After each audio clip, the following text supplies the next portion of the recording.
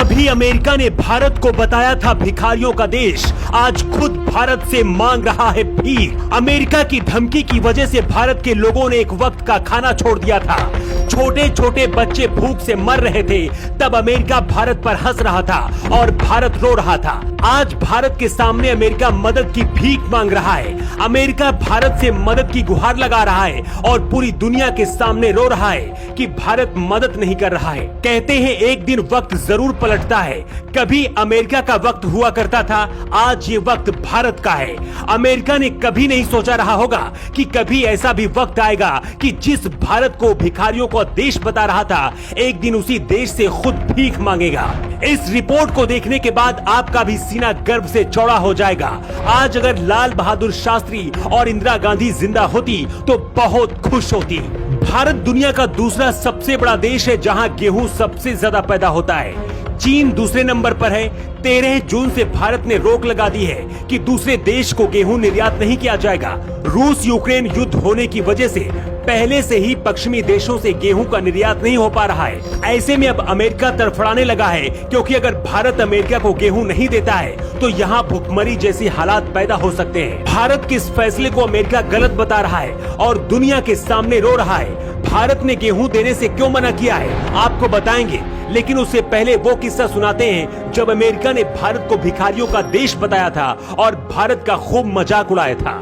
1962 में भारत चीन से युद्ध लड़ चुका था। 1964 में बारिश नहीं होने की वजह से भारत में सूखा पड़ गया, भूखमरी बढ़ रही थी, अकाल से लोगों की मौत हो रही थी। पाकिस्तान को लगा कि भारत कमजोर है और भारत पर हमला कर दिया। भारत में सूखा था, इस वजह से अमेरिका से गेहूं लेना पड़ता था भारत को। युद्ध के दौरान अमेरिका पाकिस्तान के साथ ही खड़ा था। पाकिस्तान जब युद्ध हारने लगा तो अमेरिका के राष्ट्रपति लिंडन जॉनसन ने भारत को धमकी देते हुए कहा कि अगर भारत युद्ध नहीं रोकेगा तो हम गेहूं देना बंद कर देंगे। ये बात तब के प्रधानमंत्री लाल बहादुर शास्त्री को बहुत बुरी लगी थी और ठान लिया था कि मर जाएंगे, लेकिन भारत और भारत के लोग किसी के सामने झुकेंगे नहीं। 1965 में दशहरे के दिन रामलीला मैदान में शास्त्री ने एक रैली की। इसी रैली में जय जवान जय किसान का नारा दिया। इस रैली में शास्त्री ने भारत के लोगों से अपील की थी कि हम हफ्ते में एक दिन का खाना छोड़ देंगे, लेकिन अमेरिका के आगे झुकेंगे नहीं।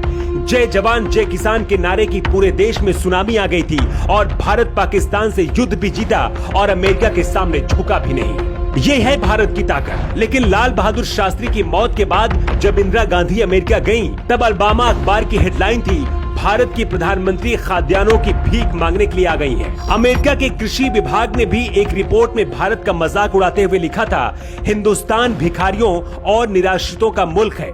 लेकिन अब वक्त पलट गया है और अमेरिका खुद भारत से गेहूं के लिए भीख मांग रहा है। हालांकि भारत ने देश में महंगाई को कम करने के मकसद से रोक लगाई है ताकि आटा और गेहूं से बनने वाले सामान भारत में सस्ते हो सके, लेकिन अमेरिका की सांसें उखड़ने लगी हैं। ये है भारत की ताकत। खुद को दुनिया का दादा समझने वाला अमेरिका अब भारत से गेहूं की भीख मांग रहा है।